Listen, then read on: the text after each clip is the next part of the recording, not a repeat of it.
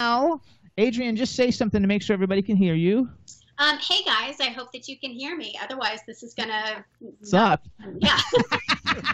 All right, everybody. Now we want to welcome to the Jimmy Star Show with Ron Russell, the incredibly talented and beautiful Adrienne Wilkinson. Hello and welcome to the show.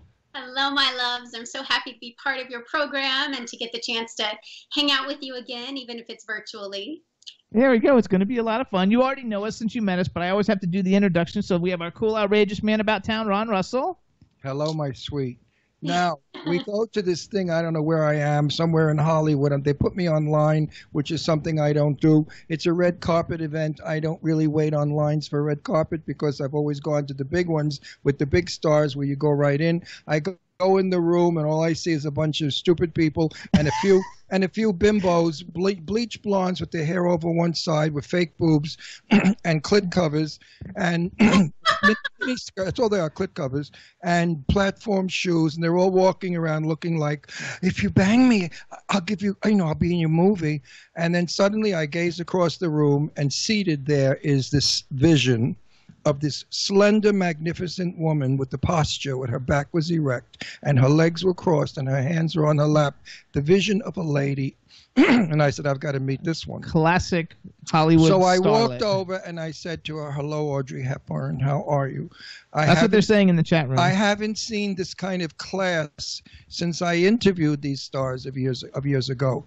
And she just maintained being a lady the whole time, the way she moved her hands. She was just a vision of beauty. And then the tomatoes were walking around with their cleavage and, hey, baby, you got any gummy bears? Terrible. You got any gummy bears?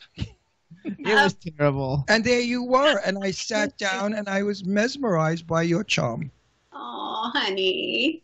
So calling you an art the night, without a doubt. I mean, I'm not brazen enough to describe it exactly as you do, but I love your description. That was so cool. But I will say, you guys were a beacon in the midst of that Hollywood chaos. So it was a match made in heaven. Because this is the actual truth. Whenever I go to an event where I'm not sure what kind of event it is, like this one, my goal is to be in there and out of there within 7 minutes. That's my goal, hard 7 out.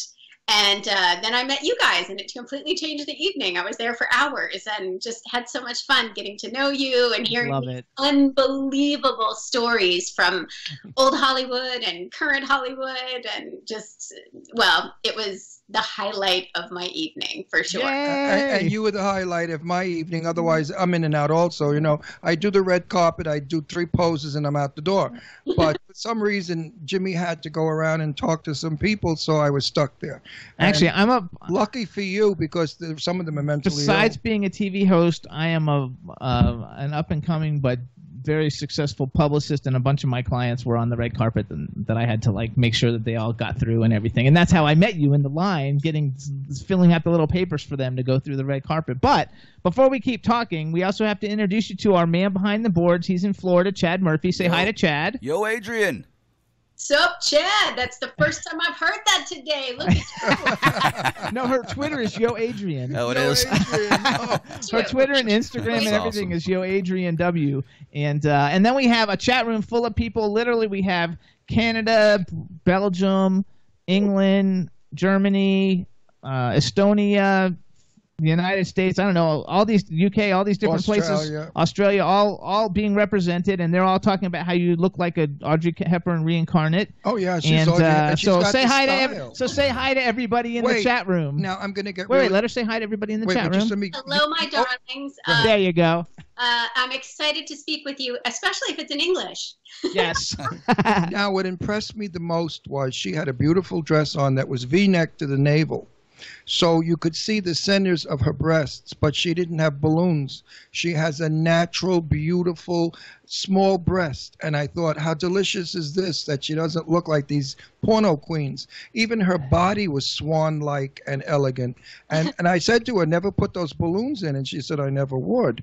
I mean, you know, no, never. She's Audrey Hepburn. I'm sorry. If ever they remake the life of Audrey, I'm going to put her name in and say, you got to see this girl. Sure. Look at her reel, because she's Audrey. I mean, everything about you. I use that moment to plug something, which I would normally never have even thought of, but I have a blog called Frankly, My Dear Starlet. And one of my first and most popular entries is called Adventures in Cleavage. And it's about all of the roles that my boobs have played online, because it's amazing what you can do with the right outfit and the right push-up bra, and how, you know, you can look completely different than the way you were born without having to have anything surgical. So I completely respect and appreciate the acknowledgement, even though I'm also blushing and starting to sweat. No. I interview so many guys, you know, big movie stars off camera, because I go to all these events and stuff. And we talk, and they're like, a girl will walk by with the 75-foot boobs, you know, fake. And the guys will look, and I said, guys, really, do you like all those? And it was Lorenzo Lamas. You know, Larry, I love him. I love Larry's Arlene Dahl's son, and Arlene's my friend. So, no, I know Larry. And I said, Larry, all the women you marry, they look like pole swingers. They're bleach blondes with fake boobs. They're like sleazy, trashy sluts. He said, that's what I like. Now, one of his friends was there, and he said, not me. He said, if I go out with a girl and she's got those fake boobs, he said, turns me right off, because it's like being in a, what did he call it, a hefty bag with water. It's like grabbing a hefty bag with water. And I thought, what a wonderful... You didn't know what you were getting into. What a wonderful... Amazing. No, he said he only wants to go with a girl with real breasts. And I thought, that's very interesting. We should push that out there for people to hear. All you girls out there, don't think you have to have implants put in to get a guy, because most guys don't even like them. They're too hard. This is the beautiful thing about love, is that and this is honestly something that I feel reality TV has taught me. It doesn't matter how weird you are or what your preferences are. There is a perfect match out there just for you. Absolutely. No, I agree with that. Boobs you're into, you can find them. My mother used to say to my sister, every pot has a cover. There you go. And you'll find your cover. So there you go. All you girls that went through the pain and the suffering and the expense of putting in the balloons, did it do any good? No. It just got guys to think you're a little easier than normal. Now, when you look at this gal, you don't go after her like she's cheesy shit. I mean, you go after her, you better take her to dinner to a nice place. You better have style and class. And you best not in any way do innuendos of sex, because this lady will walk up and exit the room. So you have to tell us, though, what is your... It's one or the other. What is the website? I mean, suppose you go on a date with a guy and he said, I want to take you home and bang you. What would you say? Oh, that would... No. People bring that to me. That's not the energy that I attract. I mean... You know, I have oh gosh, I hope this doesn't sound egotistical, but I have a line that I say when certain people come up and ask for my number, and when it's just, oh, no.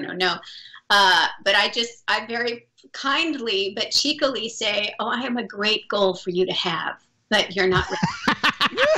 He would do that too. No. He would. You would too. When I used to go out when I was younger, I was a very good-looking boy. Believe me, I was a beautiful boy when I was young. I looked just like Tony Curtis for real. And and guys would come over to me and they'd say, you know, can I have your number? And I say, what for? You're only going to get a dial tone. You brazen thing, you. Well, because sometimes they would say things before it about my anatomy. And I just would look at them and say, get over yourself, you jerk. There's somebody in the chat room named Mark who said if they ever remake Breakfast at Tiffany's that you should star in it. Oh, she's gorgeous. I love her. She's my I'm not sure who Mark is, but hello, Mark, and welcome. And Mark, you've got good taste. You've got good taste. And so we need to tell everybody, though, so we can get traffic to your blog. What is your blog? So my blog is franklymydearstarlet.com, and it's all about, it's just my adventures in Hollywood. The truth is I've been absent from it for about a year, but I have stuff on there that I'm really, really proud of, some really great things, because I have had epic, ridiculous adventures, as everybody has, but but I seem to attract some pretty hilarious stuff. Or maybe it's just that things that bother other people are things that I find hilarious. And I just think this life is meant to be fun, but also this career is definitely meant to be fun. And it's ridiculous. I mean, we pretend for a living, and we have this extraordinary, LA is this extraordinary playpen that we are living in and trying to function in as both grown, mature adults and as monsters and playthings and clowns. And, you know, it's like there's just so many personalities and so many levels to it. So introduce your dog. Introduce your dog. This is Taz. Hi. He's my main man. He's cute. He is. He's adorable. He is 12 and a half and just, wow, he's like a puppy. Yeah, he does look like that. Now my others are barking because they hear me talking about him. How many dogs do you have? This is when I get embarrassed. I have 3. We have 2. We have 2. See, and they're small, so it's really only like having 2 dogs, kind of, but not. Ours are huge. One of them's 130 pounds. He's like huge, and so ours is big. He's a mastiff. You know, he's a bull mastiff. He's a rescue. And the other one is a little baby sheep girl. She's a sheep herder dog. OES, a miniature OES. Oh, it's so cute. And they're rescues. We rescued them in Florida and brought them to Pennsylvania. The thing is, I went to get one dog, and these 3 dogs had lived together. They were puppies at the time, but they had lived together since the day they were born. And I thought, I can't break up a family. And it's, you know, I thought it's one of those things where they're so small, little, it won't be like having 3 dogs. It is like having 3 dogs. But, you know, they're so cute that dogs are the best. They love you no matter what. We don't deserve them. They're so amazing. So one reason, I agree. One thing that I think maybe because you said you have all these like wonderful stories and things that have like happened to you. You know, you're very kind of in a lot of ways iconic because you kind of like appeal to everybody because you've got like all the kind of like all the like sci-fi people because you've got, you know, you're in a million video games. I mean, I was like just like looking up, and there's too many of them to tell, but like World of Final Fantasy, Rise of the Tomb Raider, Sons of Anarchy, Star Wars, Alpha Protocol, The Evil Within, Saints. I mean, you have like The Sopranos. You're in like every video game, you know, possible, which is a really cool career in itself. And then you're also Xena. You know, Warrior Princess. You're in Xena Warrior Princess, and you're in Venice the series, which we love. Everybody from Venice. And I had no idea that you were in so many. I mean, because you're in like a lot of episodes. We've had Crystal Chappelle on the show, Tina Sloan, Dot Marie Jones. Oh, Dot Marie. I love Katie McLean, John Lindstrom, all of them. They've all been on the show. I love John. You know, and they're all like they all work on the series, and it's a great series, and it's got such a die-hard fan base because the fans, whenever we have somebody on. Like when Katie McLean or any of those people come on, like Crystal Chappelle, if you see the people that are in the chat room, you know, like basically like lesbians for days from every country, you know, tweeting to me, oh my gosh, we love them. And so I think you have such a cool, diverse body of work. And now you do something, and I had never seen this before, and I don't know what this is, but I thought Ron would like this, so I thought I wrote it down for you to tell us a little bit about it. It's called Suspense. Revival of the classic 1940s and 1950s television and radio anthology series with different stories of mystery and the macabre every week. So tell us what is that? Suspense. You pretty much explained it, but I'll just add to it. So it's exactly what you said. It's a revival of the 1960s radio show, which was the most popular radio show in the world. And we do about 50% where we re-record episodes, but with a modern take because we have to... you know, get rid of some of the racism and the sexism, right? Make them more current. But about 50% of the episodes are brand new scripts. It's written and directed by John C. Alsadek, and I produce with him. And we have more than 100 episodes at this point.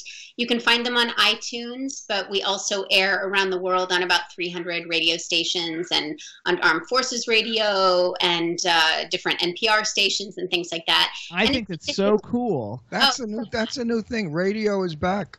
So many people now are listening to all. They have a station. I don't know where it comes out of Flagstaff or somewhere up there, and God knows where. And it's the original Inner Sanctum radio show. Inner Sanctum was the spookiest show in the world. I remember when I was a kid, the guy's voice, and welcome to the Inner Sanctum. And it was these stories that scared the hell out of you. And my sister would turn the lights off, and I'd be in bed with my sister, and she'd be hugging me as we're listening to this radio show. And it was really wonderful. So I'm glad that radio's back because it exercises the imagination. Did you see her cup? It said badass. I know. You know, also though, like, because we started as a radio show, and so we get about on video, we get about 50,000 views on the different platforms every week, but on radio we get 4 million, like depending, like between iTunes. No, almost 5 now. We went up. Almost 5, almost but between 5 million. Right iTunes now, and SoundCloud and iHeartRadio and all the different places, you know, so we're bigger as a you're radio being seen show right now, so you know, make it. Everybody loves you too. The chat room. I totally love her. loves you. Listen, I sat with her. Listen, that evening I wanted to shoot myself because I didn't feel well. I don't know why I didn't feel well, but I just didn't want to be there. And you were just such a delight to look at. And I had to tell her, I'm gay. I'm not hitting on you. You know, I don't want you to think I'm trying to pick you up. It was a total shock. Yeah, right. Don't be so cute. But anyway, I told her, I said, you know, I'm so enjoying the fact that you're such a lovely, beautiful woman. And it's so rare today because, you know, I interviewed Arlene Dahl, who is absolutely the ultimate lady. Lauren Bacall. Well, Lauren and I got along great. I sat on her lap. She threw a couple of fucks at me, and I threw a couple of fucks back at her. And we got along fine. Lauren Bacall was a broad. Jane Russell was a broad. But most of the gals that I've interviewed of the elegance of Hollywood were just like you. And that's what I kept telling you, is you remind me of the legends of Hollywood. Never lose this. Please, I'm begging you, never lose what you've got. Because when the screen sees it, it's going to want it over and over and over. We're bored with plastic tits and blonde hair. We're bored with that look. Bored. Start the new revolution. There you go. No, seriously, we are totally bored with that look-alike chick where everybody wants to look, they want to look like those stupid Kardashians, those jerks. I mean, you know, garbage. But so I want to ask her a question. I think I did ask you that night. Who trained you growing up? Your mom? Was she another elegant lady? I mean, where did you learn to be so sophisticated and graceful? Oh, gosh, that's a lovely question. I have extraordinary women in my family, and I'm certain that they influenced me completely. My mom, my grandmothers, my aunts. I just have really extraordinary women in my family. But I grew up as a dancer. I was on stage as a dancer starting about 2 years old. So I'm sure there you go. There you go. To it, absolutely. That's why you're like Audrey Hepburn, because she was a trained ballet dancer as a kid, and she was a dancer. And dancers do sit with and that's what impressed me the most. Most of those girls, I guess maybe their water bags are so heavy they slouch. But you sat there with your back so straight and your leg crossed and your hand on your lap. Totally impressed me. As soon as I met you, I knew he was gonna love you. I was like, my husband is gonna love you. Oh yeah, because I hate. He was like, because you're like so stunningly fabulous looking, you know. No, elegance wins out. I don't care. You know, Marilyn Monroe was sexy and beautiful and wonderful. Jane Russell, by the way, was my best friend for years. I told you that. I mean, she hung out with me. We lived in each other's houses. I mean, we were buddies. And I said to her, in the interview, I said, you know, Jane, Marilyn Monroe was somebody you wanted to meet in a bar, take to a motel, and have a good time with. But Jane Russell was somebody you wanted to come home to, find in an apron that with nothing else on that you're married to. And she thought that was a great way of putting it. I said, you know, Jane was a sexy marrying kind, but Marilyn was a one-night good time. And you're the same way. You're the kind of a girl that a guy wants to come home and find is his wife. Absolutely. Not a tomato. Wait, I have two things, though, I want to say. Number one, do you know somebody named Mark Sulzbach? I believe so, yes. Just say hi to him, because he's like all about you in the chat room. He's put up your website and everything, frankly-my-starlet.com. So that's fun. It's nice to see you, and you're always so supportive and lovely, and thank you so much for being part of this and for helping to spread the word.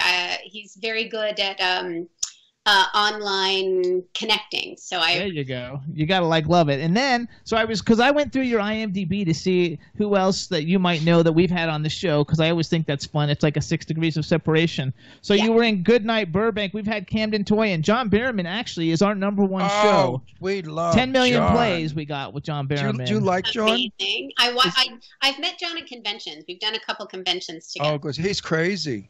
Well, he was in Goodbye Burbank, too. Totally. Maybe not the same time you were, but he was like in TV we shows. were in the same episodes together, but we didn't actually work together because he shot his stuff on green screen. Like, oh, okay. No scenes.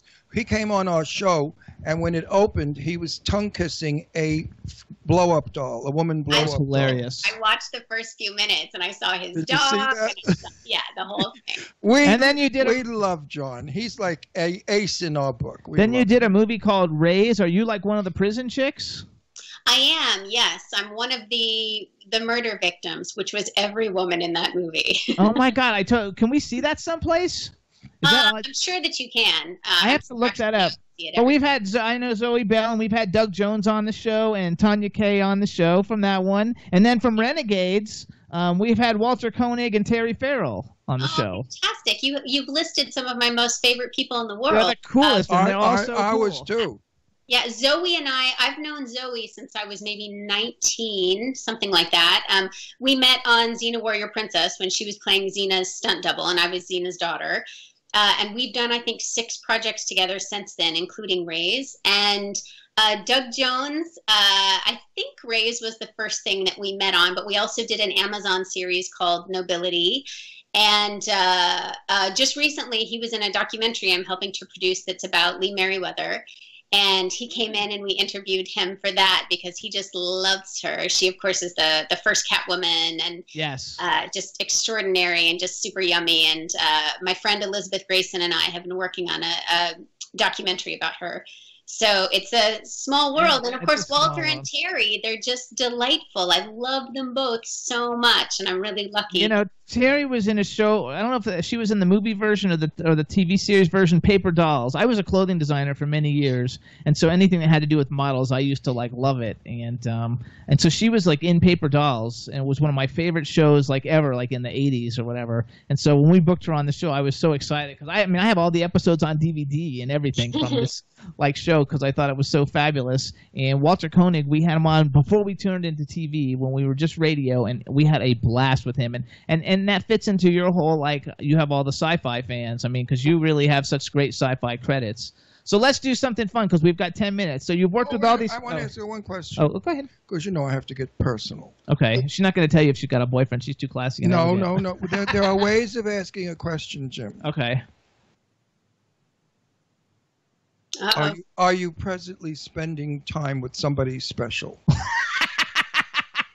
That is a beautiful way to put it. I will say anyone I spend time with is special. I only have special. Love her. She's class all the way, kids. She's class. What a good answer.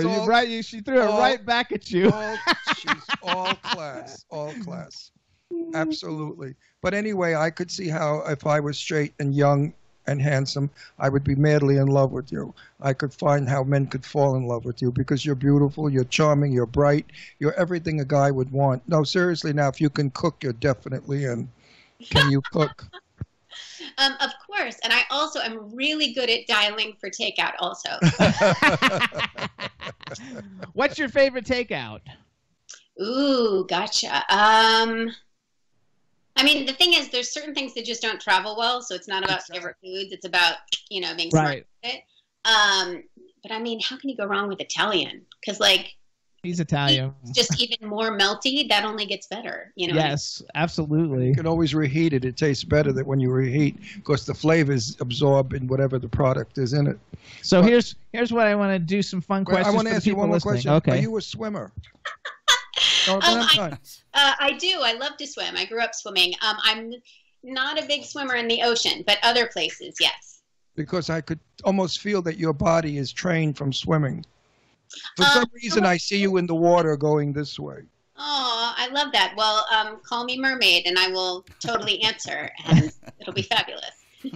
So you've worked with a lot of really great people in Hollywood. Let's say if you have your bucket list, who is a male and a female celebrity that you would be like, oh my God, I would love to do a project with this person, no matter what it is, and then be thinking at the same time, because the second half of the question is if you could have been in any movie ever made in history, what movie would it have been? Like, what role would you have thought would be your ultimate dream role? It doesn't matter if it's something that's from a long time ago. It can be from anything you like. Yeah. Okay, these are the kinds of answers where I've got 7,000 things that I want to say about because I'm such an enormous fan of so many people, and I just love beautiful, collaborative, creative work. But I will say the dream role that I find just that changed everything for her, but that I just think changed so much about modern film even, was Cate Blanchett in Elizabeth. I loved, like, oh my God, that movie was extraordinary, but she was everything. It was so yummy. And that's the kind of role that, I mean, I generally play a lot of powerful females is what I usually play most of when I'm cast in major roles. It's usually that sort of thing. And that's the kind of thing that appeals to every side of me, because she was big and fierce and this lioness, but she was also really vulnerable and confused and trying not to be taken advantage of. And it just had so many beautiful layers. I love so many actors. There's not a way to just narrow it down, but for you, I will. You can give me a few. You can give me a few. You can give me a few men and a few women, and that way you don't have to feel like you had to pick it out as one. I love it. That way nobody's feelings are hurt. Yes. Clearly that would. My favorite television series right now is Peaky Blinders, and I love Cillian Murphy. I just think he is so interesting. And I just think as an actor, he's phenomenal. Like, you watch Peaky Blinders where he is the most cutthroat, dangerous human being. I mean, he's like a walking switchblade. He's just so powerful and dangerous. And then you watch like Breakfast from Pluto, where he's so in his feminine that you can't even believe that it's the same human being. And that sort of transformation is what I love about this work. I love storytelling, and I love how many different people you can play and parts of humanity you can explore. And I think he is someone who has explored in so many different Batman. He was in Batman. Oh my God. As the bad guy, that was intense. Yeah, but everything he does is intense, no matter what thing he's exploring. Now, if he called you for a date, would you? He's married with kids, so hell no. I didn't know that answer. But then again, it's Hollywood. That doesn't stop anybody. No, let's just pretend he didn't have wife and he didn't have any kids, and he was just a great actor that you liked, and he wanted to just go to dinner.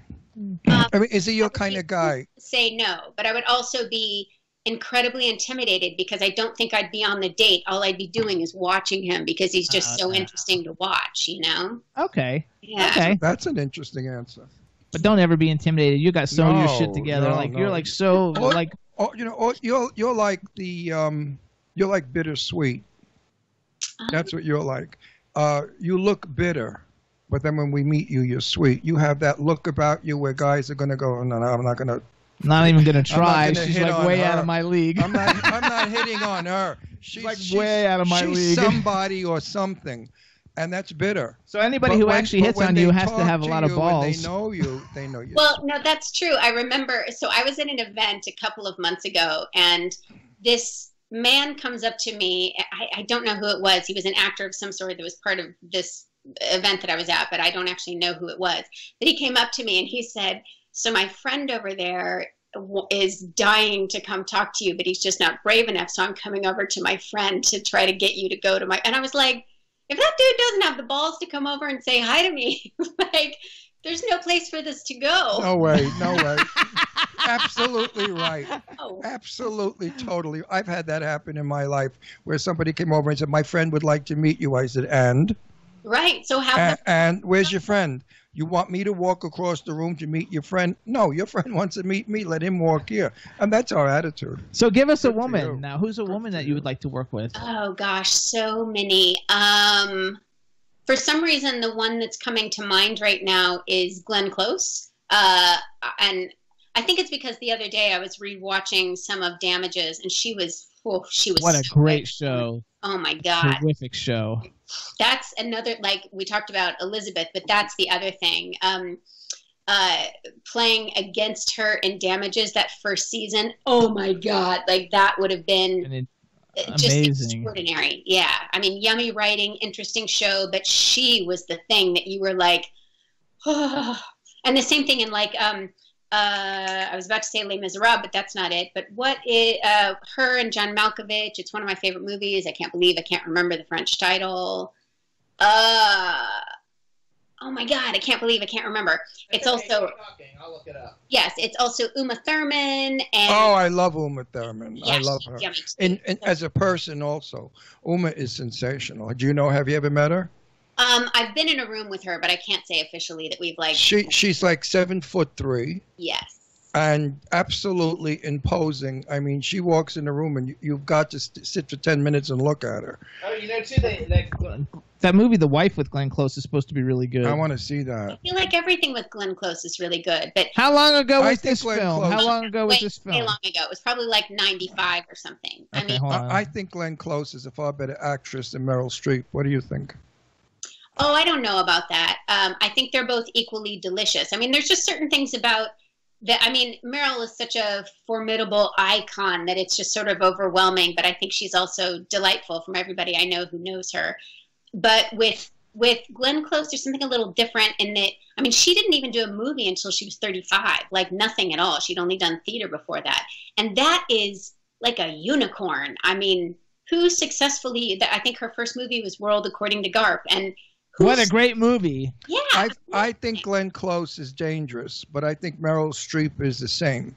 Meryl is always Meryl Streep, and she's safe. But to me, Glenn Close is very dangerous because I never know what she's going to pull off. Her Norma Desmond was sensational. Her I don't see the movie. When the other one, she was killing off, what's his name, Doug? Anyway, yeah.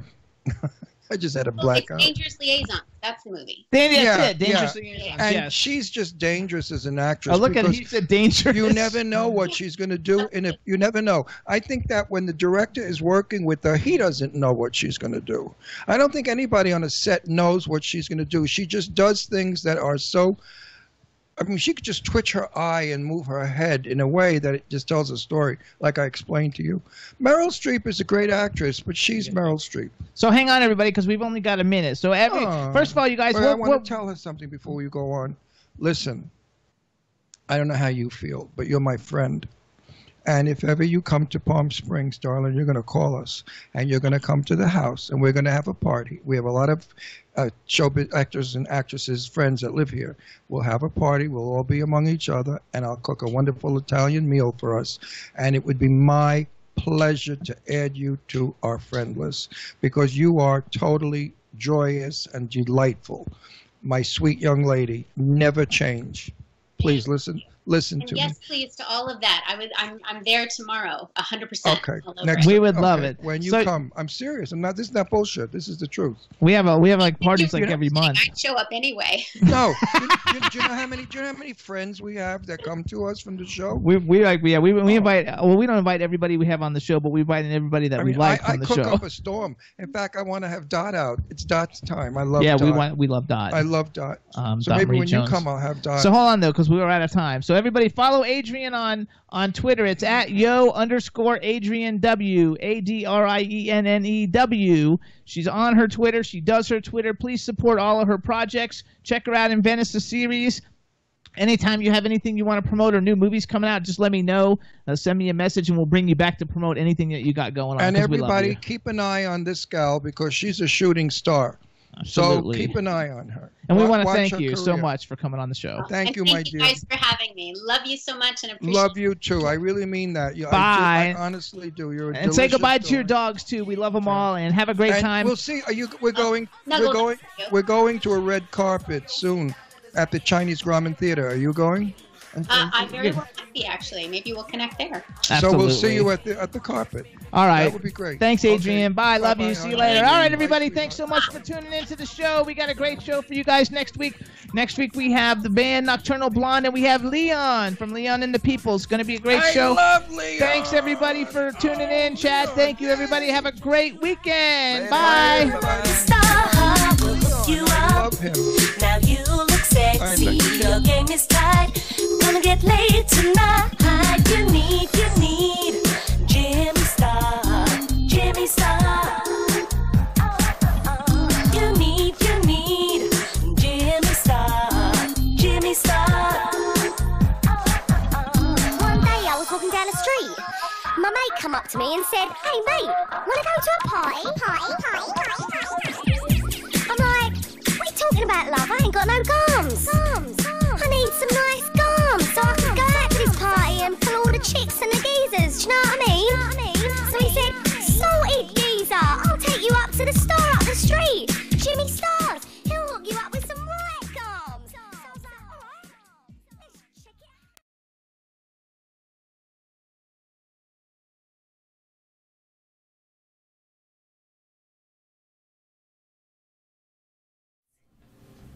I am single, childless, and heavily invested in menopause suppression and hormonal therapy.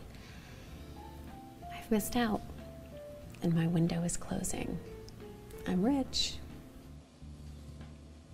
But that success has cost me one of life's simplest luxuries, love.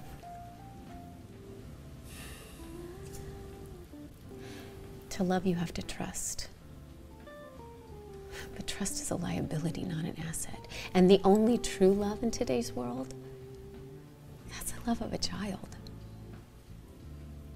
And I want my own child. We have nothing to discuss. Section 31 hung me out to dry. Their methods left much to be desired. That saved me from any beatings. Something big's going down. You're desperate. I need you back on the Icarus. There may be evidence that she is still alive. Tell me. All that she wants is another baby. She's gone tomorrow, but all that she wants. Hey, never touch a black woman's radio. We've been friends for like 20 years, you know that. I get it, I know. I just can't today with the Ace of Base. God, that song. It's more than 20 years old. I mean, that's before we even met. Yeah, that was BJ. Before Jess. We're so old. And I have nothing to show for it. The Ace of Base listening, Jess, she would be so disappointed in me. And most people by now have kids and a husband and a life. We live in LA. We're not most people. We're not most people. We are not most people. Not most people. We live in LA! We're not most people! Traitor. You are the traitors, not I. Do you really think we would kill our own? You make obviously aggressive moves against the other races. You even desecrate your flesh. We enhance. It is an aberration. We use intelligence to push beyond the biological. How is that not advancement? Because it is a cheat. Free us, and we will join with our people. Donald, I'm gonna need another advance on my paycheck. Miss Evelyn. Odell's drinking again, and I can't. Oh, I understand. I just can't seem to make ends meet. Everything I bring home, he drinks, and me and my babies were left with nothing. That is just wrong. Wrong. And I am going to make sure everything is all right. Donald, please don't. I don't give a damn who you can trust. We believe key members are now about to attempt a coup d'etat. And why should I care? These are the people who bred you. The ones who recaptured you and your mother. But you just bought yourself a few more breaths. The cloak you liberate, the Cabal has made a secret deal to use it as a starbase of their own. So we were led to the slaughter, so you could keep your offices? To save the Confederation. The Confederation has done nothing. Nothing but cause me pain. Looks like you could use a beer. I don't know where to start. Don't put so much pressure on yourself. Hey, it's no expectations, no judgments. Just get your shit together. Maybe Sammy will be waiting for you on the other side. You big fella. How can I thank you? Take a hike, Betty. Beg pardon? Scram. Well, pound snow, you mook.